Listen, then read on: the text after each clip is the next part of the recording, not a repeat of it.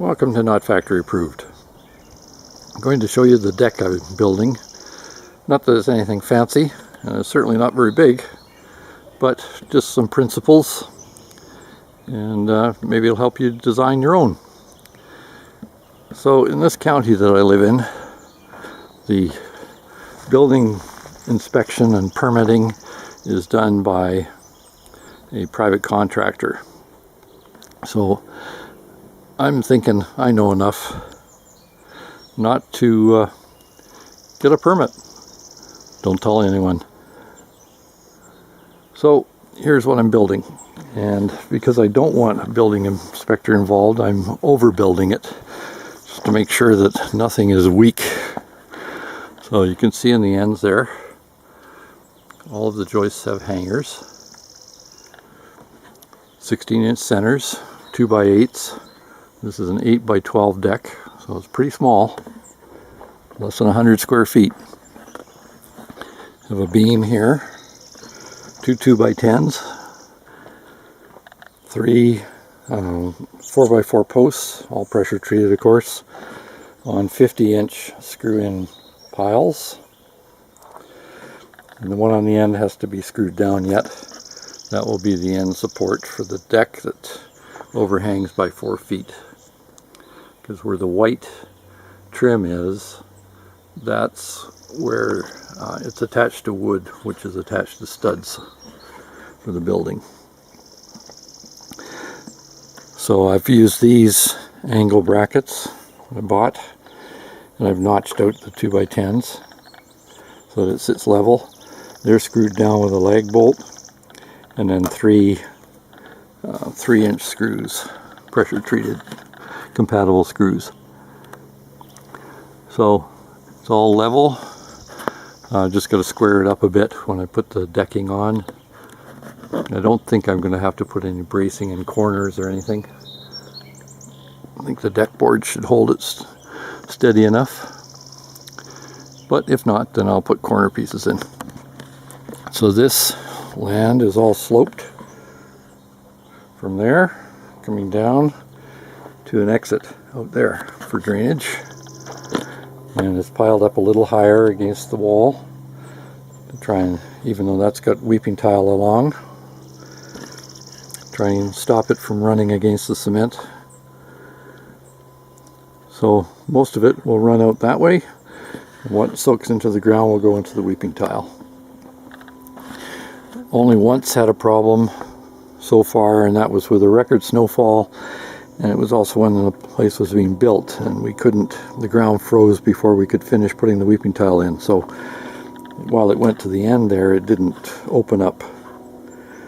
It was up above ground and frozen, and it took it a while for that to thaw out. So the snow that melted all ran, filled this whole area, and then overflowed the cement foundation. So that's it thus far.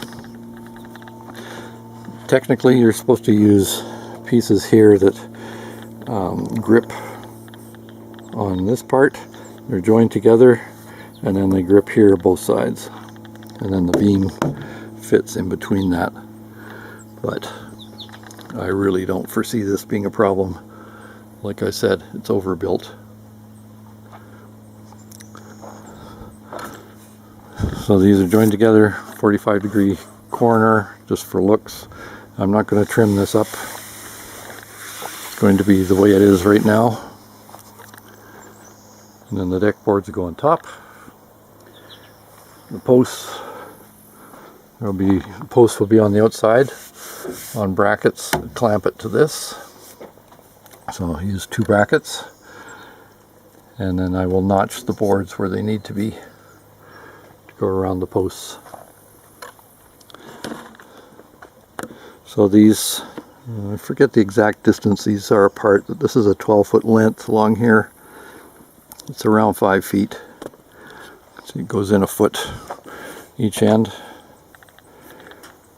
And then 5 feet, so 5-foot span supported by a 2x10 and 2x8s is not weak at all. And then I will screw this post down, and that will be the support for here. And I'll have to put some a piece of wood. Like, I have to put a couple of joist pieces here to be supported there, and that'll be a 4x4 post as well.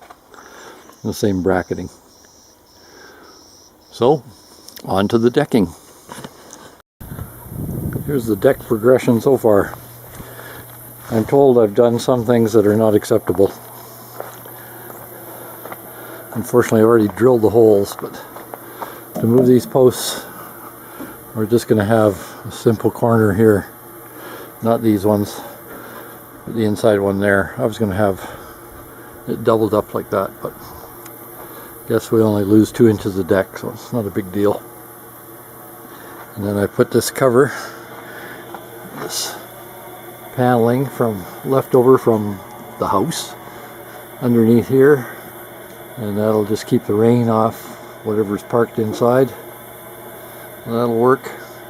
I have to put some kind of edging on here because that'll rip your head open. So it'll either be a board running across here that will make it so you have to hit the board before you can hit the metal, or I'll take pieces of tubing, slit them, and put that on the edge. That's not the best way to do it because then you're trapping some water in there. Even though it's level side to side, it does sag down in places, so it's not the best. Anyway, that's where it'll be, and then we will have a ramp. We're going to buy a metal ramp, galvanized. It's going to come down to a landing for a wheelchair ramp or just plain access, and that will go out there. So we're using the hog panel, which looks pretty good. Gotta put the top railing on yet. It's the look we were going for. It seems to work. So that's locally, that's 90 bucks a panel. You get 20 feet. So pretty cheap and durable. It's galvanized. Then I attached each of the posts with these brackets here. Screwed them through to adjust them upright so they're vertical. Put galvanized bolts here, any place where I can get access, and then just lag bolts here. So I guess it works out because I've run out of these ones, so I've had to put different ones in with washers. Unfortunately, I've already cut this one. That's not much I can do about that other than replace the whole board. So there it is, 8x12 deck. Have an access ramp for wheelchairs, and we won't put stairs in, we'll just use the ramp.